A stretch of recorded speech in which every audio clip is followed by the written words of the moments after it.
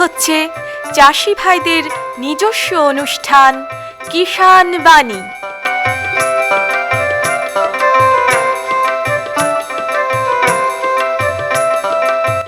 কৃষি, মাছ চাষ, প্রাণী সম্পদ উন্নয়ন, সমবায়, ফল চাষ, কৃষি প্রযুক্তি, পশুপালন, গ্রামোন্নয়ন এ সব কিছু জানতে শুনুন কিষাণ বাণী।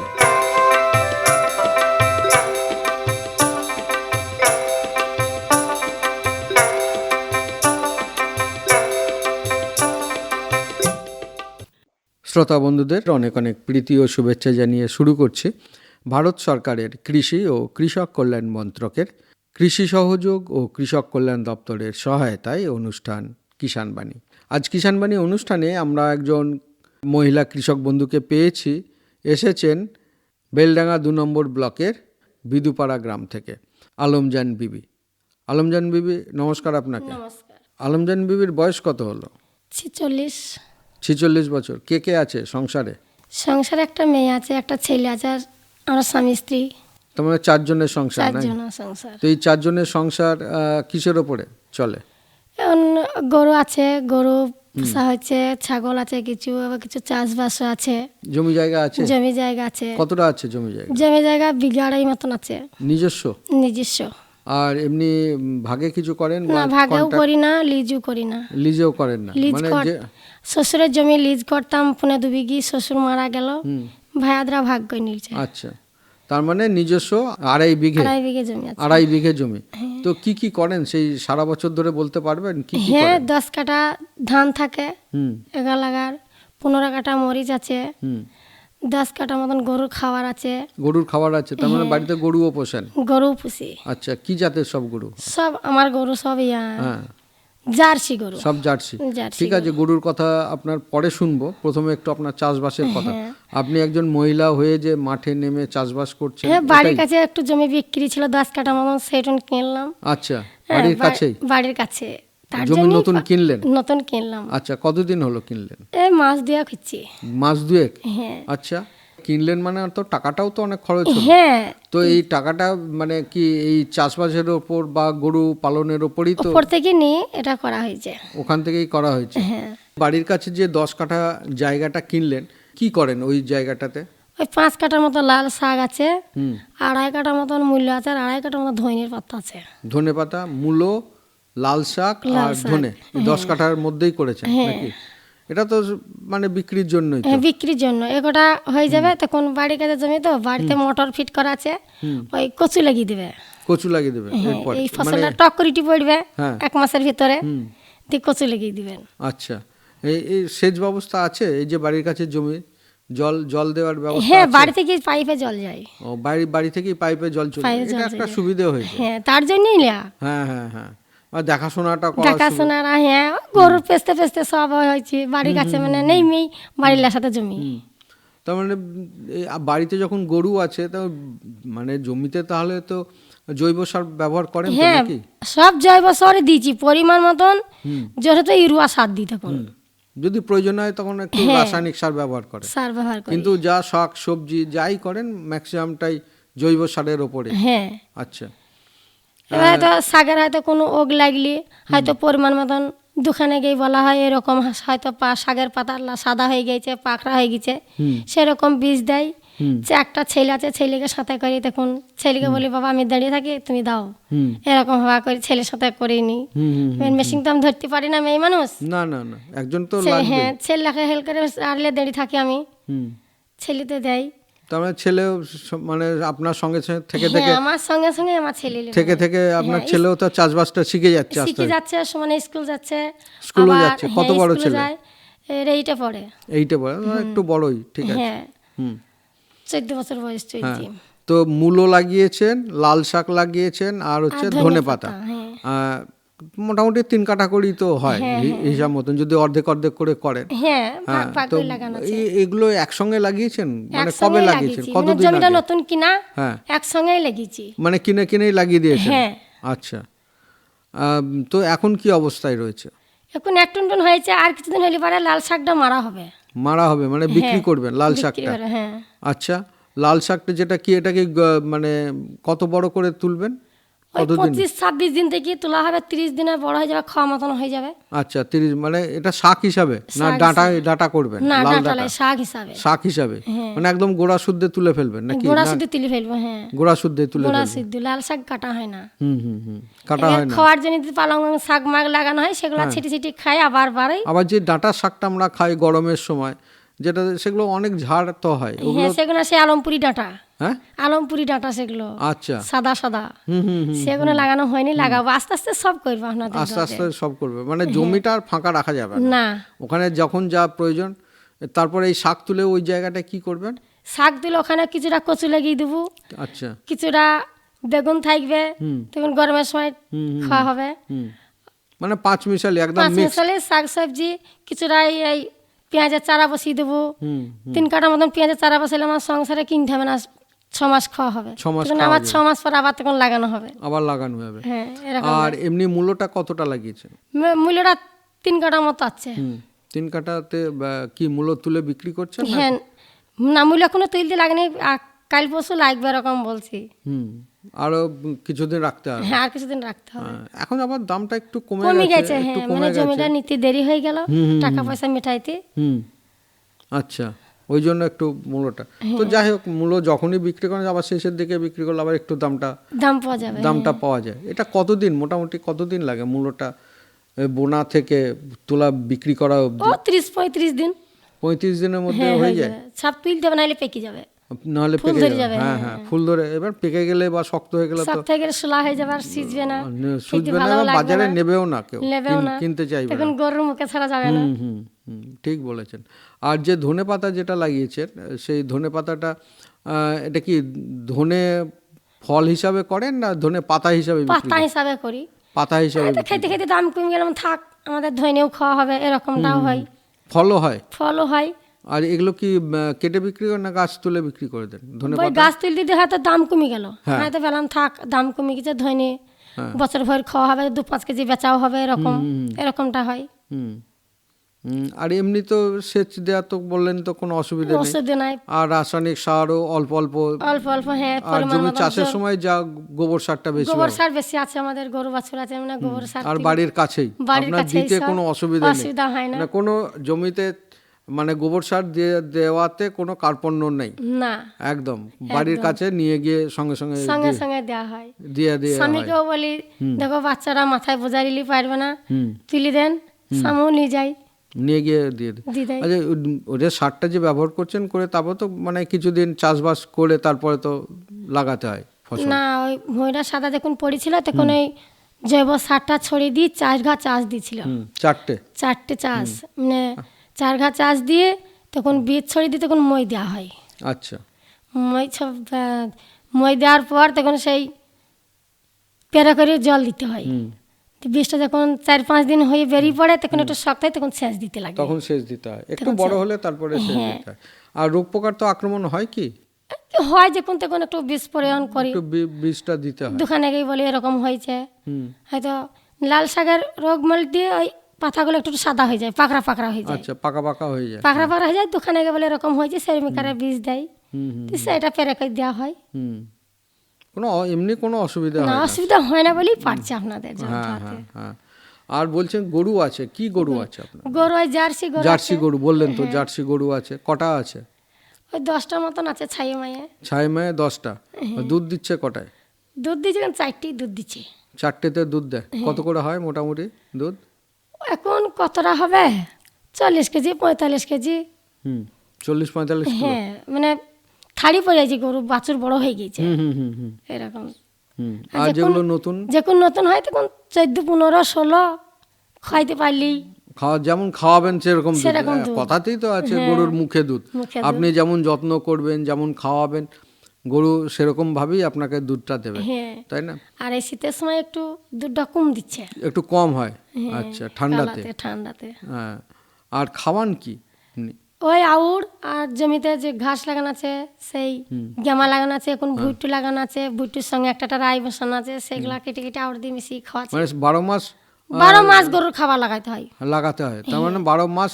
আর যে গাই গরুর চাষ আপনাদের যে তো ওই 12 মাস কাঁচা খাবার থাকে, সবজি শাক সবজি ঘাস থাকে আর ওই আউড় তার মানে 12 মাস মানে সবুজ ঘাসটা খাওয়ান, খায়। সে চাষ করেই হোক বা কিনে হোক।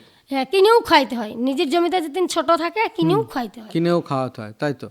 না খাওয়ালে তো আপনার দুধটাও কমে যাবে। এবার 25 কাঠ আছে গরুর খাবার, আপনাদের গরু বিক্রি করে দিলাম বলে এবার বেচবো ধান্দা আছে। অত খাবার ঠিকই হবে। কতগুলো গরু বিক্রি করলেন? 6টা গরু বিক্রি করেছি। 6টা বিক্রি করে দিয়েছেন? মানে কি গরু? ছায়ে মায়ে ছায় মায়ে বিক্রি, মানে বাছুর সমেত দুধাল গরু বিক্রি করে কত করে বিক্রি করলেন? 52, 50, 45 যেরকম যেটা গরু বয়স হিসাবে। 50,000 হ্যাঁ, বাছুর সমেত? বাছুর সমেত।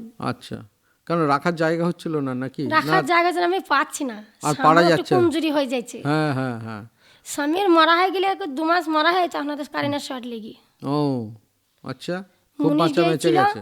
মুনিশ গিয়েছিল, দিয়ে তাদের গেটের বাড়ি দিয়ে কারেন্ট লিয়া ছিল, দিয়ে সেই ঘাসটা নিতে তার বাড়ি গিয়েছে, দিয়ে সে শুক্রবারে নামাজ পড়ি বলে বাড়ি আসছি, খুনো করি গেটে হাত দিচ্ছে আর আপনাকে ধরে নিচ্ছে। ও হো, দেওয়ার কথা বলতে পারছি না। কথা না বলার পর একটা বাড়ির পাশের একটা লোক, তাকে ভগবান পাঠিয়েছে, সে এসে গলায় গামছা দিয়ে শরীর ফেলে দিয়ে, তখন মেলা লোকের হাত ফেয়েছিল বলে টক করে জ্ঞানটা ফিরেছিল।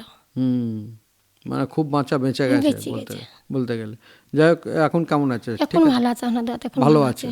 আচ্ছা, তার মানে এখন তো কাজকর্ম খুব বেশি করতেও পারবে না, শরীর তো খুব দুর্বল। তাওত করতে হলো, তদবির করতে হচ্ছে। তাই তো, খরচ খরচাও তো হলো নাকি? হ্যাঁ, খরচ খরচা হলো কি। আর এমনি এই যে দুধগুলো বিক্রি করেন তো? হ্যাঁ, দুধ বিক্রি করি।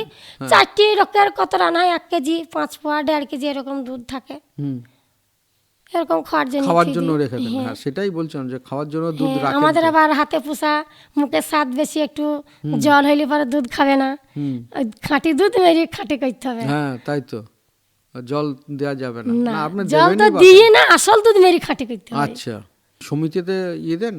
না, আমাদের বাড়িতে ঘোষ, বাড়ি থেকেই আমার স্বামী দুয়াইতে পারে না, আমিও পারি না, ঘোষ এসে দুয়ে নিয়ে যায়। কত করে বিক্রি করেন? 40 টাকা। 40 টাকা? 40 টাকার দামটা মোটামুটি কমই একটু। হ্যাঁ, এখন তো এমনি বাজারে মানে একটু শহর এলাকায় 60 টাকা। ঘোষদের এখন বাহানা হয়ে গেছে, সকল সময় বলছি দুধ চলছে না, ছানা দিচ্ছি না। তা ওরা তো বলবেই, এরকমটা হচ্ছে। শীতের সময় বলছি, শীতের সময় সিজন দুধের, এখন বলছি ছানা বিক্রি হচ্ছে না। তো ওরা তো বলবে যাতে একটু কম আপনার কাছ থেকে নেওয়া যায়, যতটা কম করা যায়, তো এইসব নিয়ে চলবে। আর এমনি গরুর রোগ টোগ কিছু হয়? গরুর রোগ বলতে একটা গরুর জ্বর এসেছিল, এই বছরই দেখলাম গরু আমার জ্বর এসেছিল, 2টো ইঞ্জেকশন করলাম ডাক্তার ডেকে, সেরে গিয়েছে। সেরে গেছে মোটামুটি। আর এমনি গরুর ওই গা তো ধোয়াতে হয়? ও মোটরের জল দিয়ে ধুয়ে দিই। এখন কি শীতকালে ধোয়ান? না, শীতকালে ধোয়া না, গরমকালে একবার দুবার? গরমকালে মেয়ে মানুষ গরু পুষি স্যার, আমার প্রতিদিন ধোয়া সম্ভব নয়। না না, মাসে 1বারও হয়, 2বারও হয়, যে কোন এনি টাইম পাই আমি দেখুন। এবার তাতে ছেলেরা স্কুল যায়, তাদের রান্না বান্না করা, সংসারের সমস্ত কাজ সম্পূর্ণ কাজ করেই তো আবার গরুর যত্ন, আবার জমি জায়গা একটু জমি জায়গা আছে তা একটু দেখাশোনা, হয়তো কারো বাড়ির কাছে জমি, হয়তো কারো ছাগলে খেয়েছি, হয়তো দড়ি গিয়ে কারোর গরুতে খেয়েছি, এরকম দড়ি দেখা, এরকমটা করতে হয়। তাই তো, তো এই করেই মোটামুটি চলছে। আর এমনি গরু যেখানে রাখেন সেই জায়গাটা কি? পাকা জায়গা, ইট পড়া আছে, ঢালাই করা আছে, উপরে ফ্যান আছে, ফ্যানও আছে, মানে যাতে গরমকালে ফ্যান চালাতে হয়। মানে জার্সি গাই বলতে, জার্সি গরু বলতে এদেরকে একটু যত্ন পরিচর্যাটা একটু বেশি করতে হয়, বেশি করতে হয়। এখন সব মানুষ যেমন সুখ হয়ে গেছে, তেমনি গরু বাছুরও সুখ হয়ে গেছে। তাই তো, আর ওরা একটু সুখী গরু, আমাদের সেই আগে দেশি গরুর মতন নয়, যেখানে সেখানে থাকলো, যা কিছু হলো, মানে গরমও সহ্য করার ক্ষমতা থাকে না, শীতও সহ্য করার ক্ষমতা থাকে না। আর এমনি যে বাছুরগুলো হয়, ধরুন যে বলে এড়ে বাছুর বলুন বা বকনা বাছুর বলুন, এগুলো কি বিক্রি করে দেন তো নাকি? হ্যাঁ, মায়ের সাথে বিক্রি করে দিই, বা এমনি বড় করে বড় হয়তো বলছি না আপনাদের, ওই হয়তো 2-3 দিন হয়ে গেল, হয়তো বকনগোনা বড় হয়ে গেল, সেগুলা গভীর হইলো, আবার গাইগোনা ছেড়ে দিলাম। গাইগুলোকে মানে একটা প্রসেসিং এর মধ্যে দিয়ে একটা চলছে, কারণ সেখান থেকেও তো আমাকে রোজগার করতে হচ্ছে, আয় করতে হবে। যেটা ছেলে মানুষ বয়সটা থুই দিই, যেটা বয়স বেড়ে যাচ্ছে, হয়তো 2-3টি দিন হয়েছে, তাকে ছেড়ে দিই, এরকমটাই করে চলছে। আর যত বিয়ান বেশি হবে তত দুধটাও কমে যাবে, হয়তো দাম কম হবে। এবার হয়তো 3 বিনের গরু হইলে 55, যেরকম দুধ দিবে সেরকম দাম হবে। হয়তো গরু হয়তো একটু সামাল হলে 60,000 হইতে পারে এরকম। বন্ধুরা, এতক্ষণ আমরা বেলডাঙ্গা 2 নম্বর ব্লকের বিদুপাড়া গ্রাম থেকে এসেছিলেন আলমজান বিবি, তার যে চাষবাস এবং গোপালন এই সম্পর্কে আমরা নানান কথা শুনলাম। এর জন্য আমাদের তরফ থেকে এবং কৃষক বন্ধু, শ্রোতা বন্ধু প্রত্যেকের তরফ থেকে আপনাকে অসংখ্য ধন্যবাদ। নমস্কার। নমস্কার।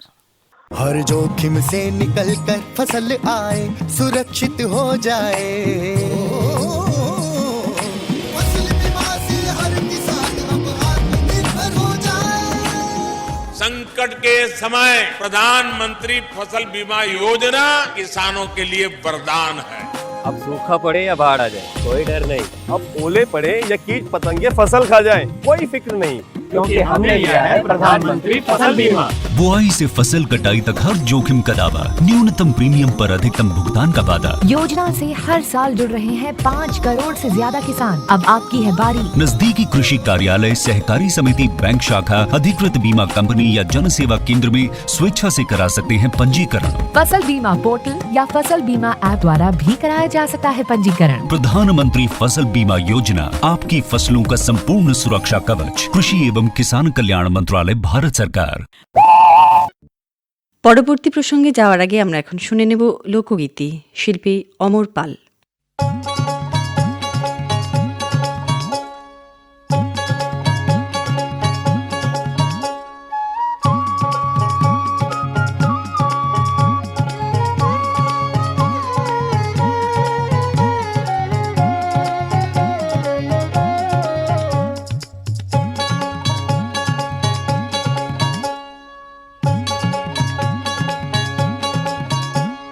সুন্দরীরা মাঝিরে না ওজন চলে ধাইয়া, সুন্দরীরা মাঝিরে না ওজন চলে ধাইয়া।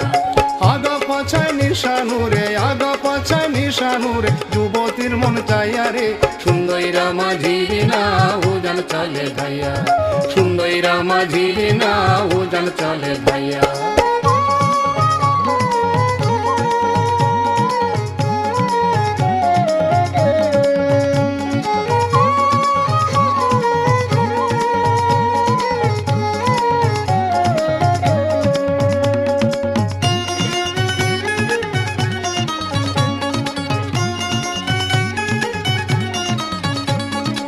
আগা পাছায় গলই দুইখান কাইকা মাছের ঠুইটা, আহা বেশ বেশ বেশ। পঙ্খির পাংখা ওড়ে যেমন বাইছার হাতে বৈঠা, আহা বেশ বেশ বেশ। লাহুর ভাঙ্গা পবন বেগে, লাহুর ভাঙ্গা পবন বেগে, ছুটে কলকলাইয়া রে।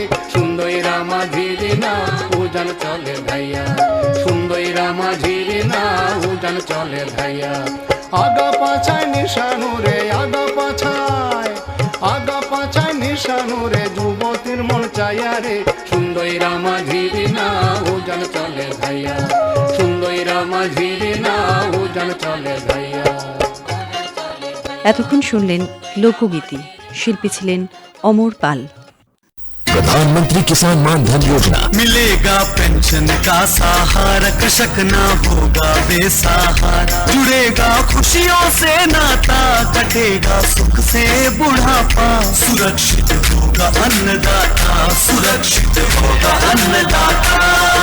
प्रधानमंत्री किसान मान धन योजना से लघु सीमांत किसानों का भविष्य होगा सुरक्षित और 60 वर्ष की आयु से 3,000 रूपए मासिक पेंशन होगी सुनिश्चित। 55 रुपए से 200 रुपए की मासिक किश्त देकर प्रवेश कर सकते हैं 18 से 40 वर्ष तक के किसान। इस अंशदायक योजना में सरकार देगी बराबर का योगदान। सभी किसान भाई बहन इस योजना के लाभ के लिए जन सेवा केंद्र में जाएं और अपना निःशुल्क नामांकन कराएं। प्रधानमंत्री किसान मान धन योजना, अन्नदाता के परिश्रम को संबल, पेंशन से सुरक्षित उनका कर। कृषि एवं किसान कल्याण मंत्रालय, भारत सरकार द्वारा जनहित में जारी। বন্ধুরা, আজ আমরা এসে উপস্থিত হয়েছি বেলডাঙ্গা 2 নম্বর ব্লকের শক্তিপুর গ্রামে। আর এই গ্রামে এসে একজন মহিলা ছাগপালককে পেয়েছি, যিনি ছাগল পালন করেন। আসুন একটু পরিচয় করি। আপনার নাম? নমিতা হাজরা। নমিতা হাজরা। সংসারে কে কে আছে? সংসারে স্বামী আছে, অবিবাহিতা মেয়ে আছে, অবিবাহিতা ছেলে আছে। মানে তারা এখন পড়াশোনা করছে, তাদের খরচা কিছুটা আমাকে এতে থেকেই জোগাড় করতে হয়।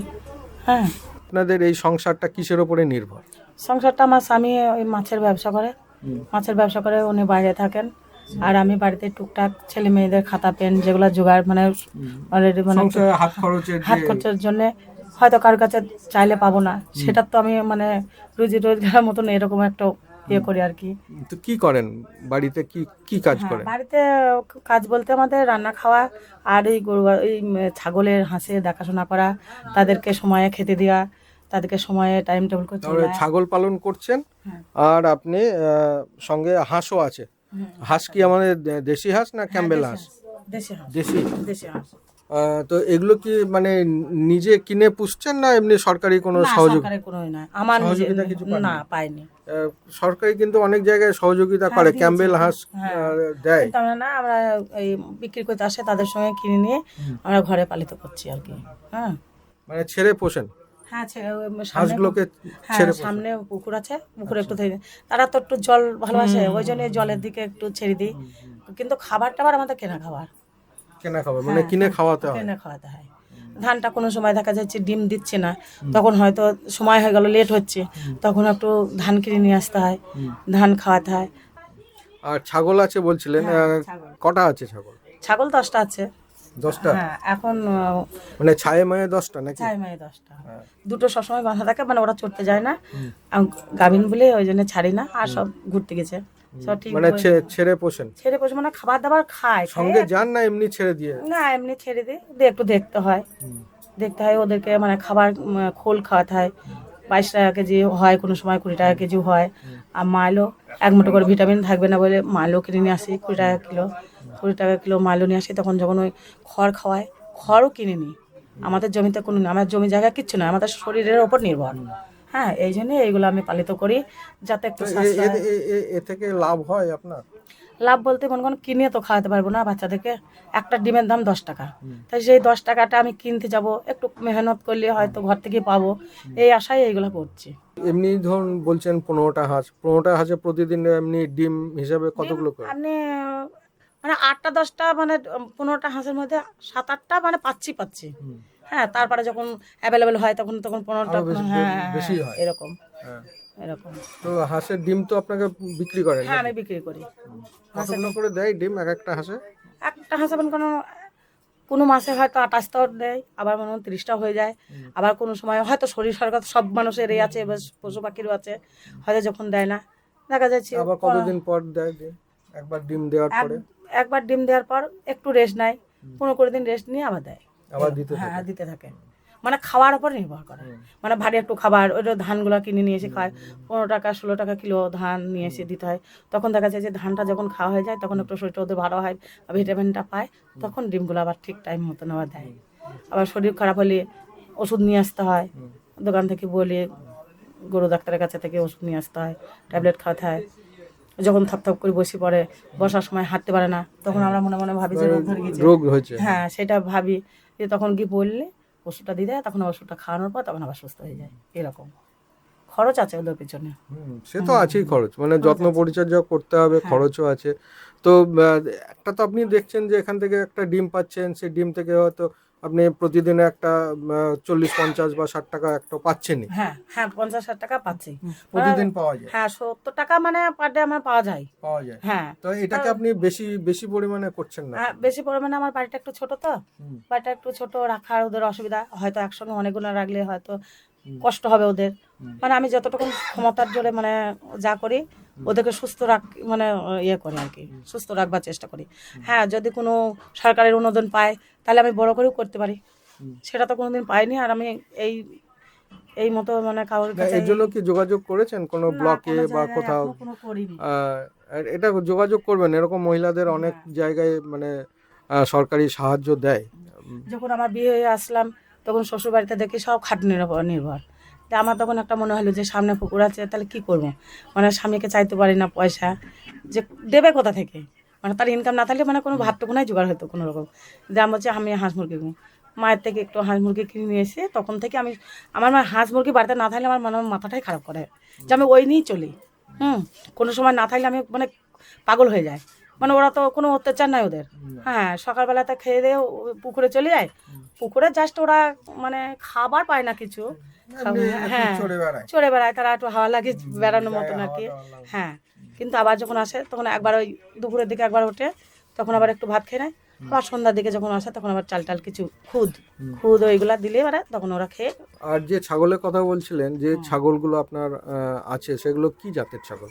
ছাগল সব আমার দেশি ছাগল। দেশি ছাগল মানে আমাদের যে কালো ছাগল যেগুলো বলি, কালো যেগুলো ব্ল্যাক বেঙ্গল যেগুলো আমরা বলি। হ্যাঁ, কালো এর মাংস খুব সুস্বাদু। হ্যাঁ, ওই ছোট ছোট গিটি গিটি ছাগল এরকম। হ্যাঁ, তার দুটো বাচ্চা হবে, মাঘ মাসের দিকে বাচ্চা হবে, ওদেরকে ঘরে রেখে দিচ্ছে। আর বাদ বাকিগুলো সব ছাড়া আছে, একটু দেখতে হয় কারোর জন্য খেতে। একটা হিসাব করে দেখেছেন যে আপনি যে ছাগলগুলো পুষছেন, ধরুন 10-12টা যে ছাগলটা আছে আপনার, যে বছরে আপনি কতগুলো ছাগল বিক্রি করতে পারেন?